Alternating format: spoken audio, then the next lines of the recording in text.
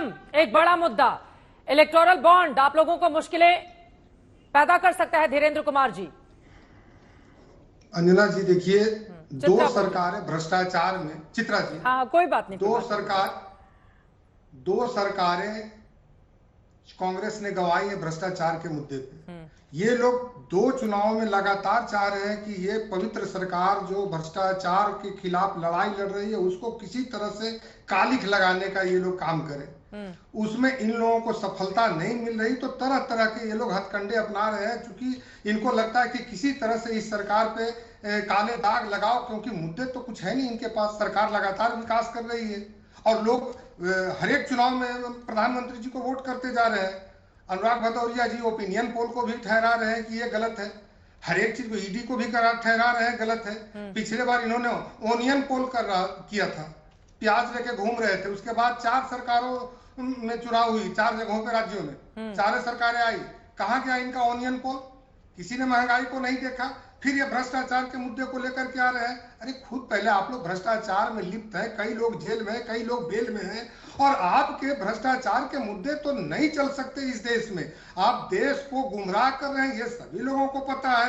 Electoral bond में सभी ने पैसा लिया। अगर ये भ्रष्टाचार का पैसा था तो उस समय बाकी पार्टियों को तो डिनाई कर देना चाहिए था कि नहीं भाई, हम इससे सहमत नहीं है, हमको इस तरह के पैसे नहीं चाहिए। अगर कोई कंपनी किसी पार्टी को पैसे देती है, ठीक है, आज टीएमसी को भी मिला हो, हर पार्टी को भी मिलता हो, वो चंदे पे ही सब सरकार चलती है, तो उस पर भ्रष्टाचार का आरोप लगा देना बहुत आसान है। आप बताइए कि उसके एवज में कोई ऐसा प्रूफ है क्या कि उन कंपनियों को किसी तरह का कोई सरकारी लाभ दिया गया हो? और अगर नहीं लेते हैं चंदा तो क्या उस कंपनियों का काम यहाँ पे बंद करवा देना चाहिए जिन लोगों ने चंदा दिया था? इनका ये कहना है कि जो देश की जो बड़ी कंपनी जो ग्रोथ कर रही है, चंदे वो देती है, तो क्या उनका ग्रोथ रेट खत्म कर देना चाहिए, उनके लाइसेंस रद्द कर देना चाहिए, देश को फिर अंधेरे में ढकेल देना चाहिए? हाँ, ये लोग एक नैरेटिव सेट करना चाह रहे हैं। ये जो लेट लतीफी हुई उसकी वजह से इस तरह का परसेप्शन गया कि आखिर कौन है जो इस जानकारी को सार्वजनिक नहीं होने देना चाहता है। तहसीन जी मैं आऊंगी, संजय कुमार जी और जयंता दा बहुत देर से जुड़े हुए हैं। संजय कुमार जी आपके पास आते हुए, इस बार के इलेक्शन का सबसे बड़ा मुद्दा आपको क्या नजर आता है? और ये जो इलेक्टोरल बॉन्ड की बात यहां पर की जा रही है, क्या आम जनता इसको ज़हन में रखकर आपको लग रहा है कि वोट करने के लिए जाएगी?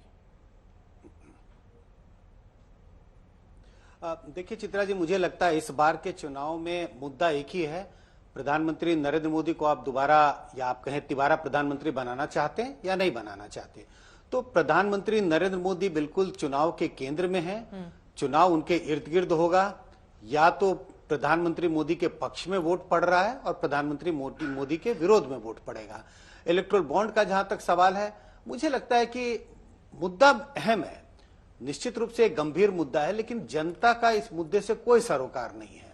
मुझे नहीं लगता कि यह मुद्दा विपक्षी पार्टियां इसको एक जनता के बीच में मुद्दा बनाने में सफल होंगी। तो चुनावी मुद्दा ये मुझे बनता हुआ नहीं दिखाई पड़ता। हालांकि मैं ये कह रहा हूं मुद्दा बहुत गंभीर है, लेकिन चुनावी मुद्दा 2024 के चुनाव में नहीं बनता हुआ मुझे दिखाई पड़ता। एक और मुद्दा है जिसका जिक्र करना चाहूंगा। राम मंदिर का उद्घाटन हुआ 22 जनवरी को, और बीजेपी कोशिश करेगी कि इसे भी इस चुनाव में एक बड़ा मुद्दा बनाया जाए। काफी हद तक उत्तर भारत के राज्यों में ये भी एक मुद्दा बनता हुआ मुझे दिखाई पड़ता है। लेकिन कुल मिला के कहूं तो ये 2024 का चुनाव प्रधानमंत्री नरेंद्र मोदी पर एक रेफरेंडम के रूप में देखा जा रहा है। ठीक है, रामनवमी का आपने जिक्र किया। पश्चिम बंगाल में ममता बनर्जी ने उस दिन छुट्टी की घोषणा कर दी है, तो कई राज्यों की इस पर नजर है। और क्या रामनवमी के दिन अयोध्या में कोई बड़ा कार्यक्रम भी किया जाएगा, क्योंकि उसी समय चुनाव चल रहे होंगे? ये भी बड़ा सवाल इस वक्त चल रहा है, क्योंकि यकीनन राम मंदिर के मुद्दे को बीजेपी इतनी आसानी से छोड़ने वाली कतई नहीं है। जयंता घोषाल जी, आपको क्या नजर आता है? एक तो ये इलेक्टोरल बॉन्ड का मुद्दा, और दूसरा सबसे बड़ा मुद्दा इस बार के चुनाव में, और पश्चिम बंगाल की स्थिति क्या रहने वाली है? देखिए, इस बार 2024 में सबसे बड़ा जो मुद्दा है, जैसे अभी चर्चा हो रहा था, Modi ji is the main factor. मतलब, और जो परसेप्शन है पूरी देश में और जहां भी जा रहा हूं कि 2024 में मोदी जी नहीं आ रहे हैं, ऐसे पॉपुलर परसेप्शन नहीं है। और इसका कारण है प्रतिपक्ष। हम 40 साल पत्रकारिता कर रहे हैं, शशि जी भी हमके साथ सहमत होंगे कि विरोधी जो होते हैं, जो प्रतिपक्ष होते हैं, वो मुद्दा बनाते हैं। मैंने बोफोर्स देखा, मैंने हर 2G स्पेक्ट्रम इशू कितना बड़ा प्रतिपक्ष का मुद्दा हुआ। इस बार मुद्दा बना रहे हैं रूलिंग रेजिम। मोदी जी और बीजेपी मुद्दा बना रहे हैं चुनाव का। राम मंदिर, आप चित्रा जी आप जो बोल रहे हैं सही बोल रहे हैं कि राम मंदिर एक बड़ा मुद्दा है।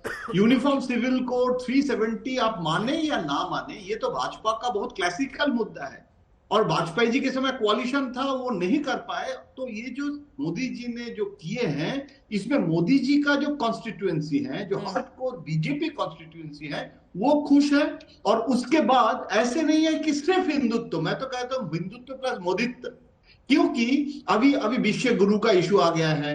अभी जहां मोदित्व, हिंदुत्व प्लस मोदित्व, क्योंकि मोदी का जो ब्रांड, इंग्लिश में कहेंगे तो ब्रांड इक्विटी ऑफ मोदी, ये हिंदी में हम मोदित्व कहते हैं कि जहां जैसे देखिए साउथ और बंगाल, ये दो जगह में अभी कितना मेहनत कर रहे हैं मोदी जी, और प्रतिपक्ष में इंडिया में हम विनम्रता के साथ with all due respect Rahul ji के जो अभी तक जो एक्टिविटीज है एज ए पत्रकार, हम ऑब्जेक्टिव स्टडी, हम तो उम्मीद किए थे कि प्रतिपक्ष एक बहुत बड़ा नारा लगाएगा। आप कह रहे हैं कि अनएम्प्लॉयमेंट, आप कह रहे हैं कि जॉब, बहुत सारा इश्यूज, वो है कहां? उसके लिए कितना आंदोलन हमने देखा है 10 साल में। तो इसीलिए अभी अमित शाह जी ने जब अध्यक्ष बने थे, फर्स्ट प्रेस कॉन्फ्रेंस में हम थे उस दिन अशोका रोड में, पुराना ऑफिस में, उसमें बोले थे कि अगर हमको पैन इंडियन पार्टी बनना है तो साउथ में जाना पड़ेगा, बंगाल में जाना पड़ेगा, नॉर्थ ईस्ट में जाना पड़ेगा जी। असम में कांग्रेस रेजिम था ना, हितेश सैकिया को मैंने देखा, आज कहां हो गया है कांग्रेस। अभी ये जो डिजेनरेशन ऑफ कांग्रेस का जो वैक्यूम हुआ है, अभी देखिए इस समय भाजपा ने पश्चिम बंगाल में अडवाणी जी, वाजपेयी जी के समय कैलकाटा कॉर्पोरेशन में 2 काउंसिलर जीता था चित्रा जी, उसके लिए गुलाल लेके सेलिब्रेशन हुआ था और बीजेपी सेंट्रल ऑफिस स्टेटमेंट किया था कि खाता खोला। आज 77 एमएलए है भाजपा का पश्चिम बंगाल में, राज्यसभा में एमपी भेज रहे हैं। क्या ये सक्सेस स्टोरी नहीं है? तो अगर 100 रुपया गैस का प्राइस कम कर दिए हैं, उसमें सवाल और है कि इसमें सेंस ऑफ इनसिक्योरिटी है।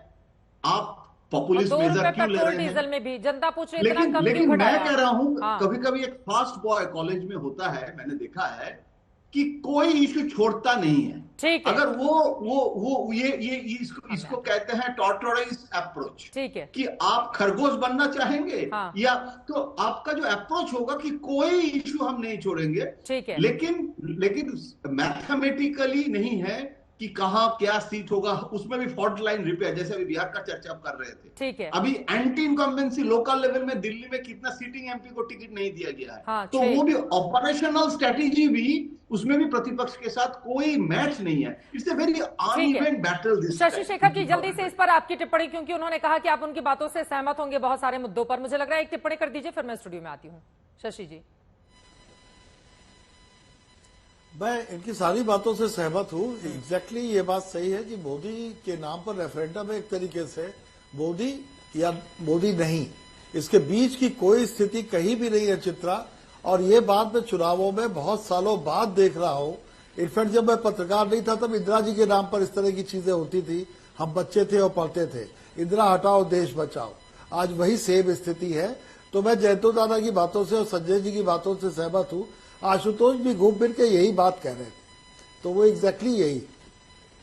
शशि जी तो पूरी बातें, एक बार आशुतोष जी का भी जिक्र आ गया, ऐसा लग रहा है कि एक दूसरे पर टॉस किया जा रहा है कि उनकी बातों को ले लिया जाए। तो आप जयंता ने शशि शेखर जी को कहा, आशुतोष जी ये बात तो सच है ना कि मौजूदा जो पॉलिटिक्स है नरेंद्र मोदी से शुरू उन्हीं पर खत्म। एक वक्त पर ऐसा लग रहा था कुछ महीने पहले तक कि इंडिया गठबंधन आ जाएगा तो मोदी को उखाड़ फेंकेगा, जगह जगह सीट शेयरिंग का फॉर्मूला भी तय किया जा रहा था। लेकिन बंगाल से लेकर दूसरे राज्यों तक देख लीजिए आज स्थिति क्या बनी। जैसे 1970 और 1980 के दशक की बात है फिल्म इंडस्ट्री में, अमिताभ बच्चन और अमिताभ बच्चन 1 से 10 तक लाइन वहीं पे होती थी। लेकिन वो दौर भी था जब अमिताभ बच्चन की फिल्में एक के बाद एक बुरी तरीके से फ्लॉप होने लगी और अमिताभ बच्चन दिवालिया होने के कगार पर पहुंच गए। तो ऐसा नहीं है कि आज जो अपराजय है वो कल पराजित नहीं हो सकता है। महत्वपूर्ण सवाल क्या है, इसमें कोई दो राय नहीं। अगर आज मैं ये कहूं कि नहीं नरेंद्र मोदी जी कोई मुद्दा नहीं है, तो शायद मैं राजनीति को नहीं समझता हूं या फिर राजनीति को नहीं देखता हूं। हकीकत क्या है? हकीकत इसी बात को लेकर यह कि चुनाव नरेंद्र मोदी के इर्द गिर्द है और उनके ही नाम पर वोट पड़ेगा। लेकिन अभी भी एक चीज को मत भूलिएगा कि पिछले बार भी बहुत मेहनत करने के बाद भी भारतीय जनता पार्टी के पक्ष में 37% वोट पड़ा था, जबकि कांग्रेस जब अपनी उरूस पर थी तो 44% अकेले उस पार्टी को पड़ता था। मैं उनके गठबंधन के साथियों को जोड़ ही नहीं रहा हूं। तो आज भी भारतीय जनता पार्टी को कांग्रेस की उस ऊंचाई तक पहुंचने के लिए काफी वक्त लगेगा। 44% का कब का जिक्र कर रहे हैं? ये मैं आप उठा के देखिए, 1952 देखिए, 1957 देखिए, 1963 देखिए, 1967 में कम होती है उनकी सीटें, 40 के आसपास आती हैं। फिर आप 1980 में आके पहुंच के जाए देखिए। मैं ये कहने की बात कर रहा हूं कि आज भी भारतीय जनता पार्टी अखिल भारतीय पार्टी नहीं है।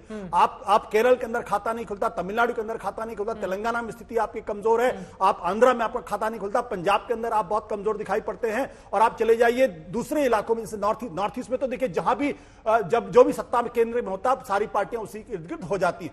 सवाल इसी बात को लेकर ये कि क्या 2024 में नरेंद्र मोदी की वापसी हो रही या नहीं हो रही? वो दक्षिण में इतनी मेहनत कर रहे हैं आज से लेकर लगातार अगले 4-5 दिनों तक उनके बड़े-बड़े कार्यक्रम।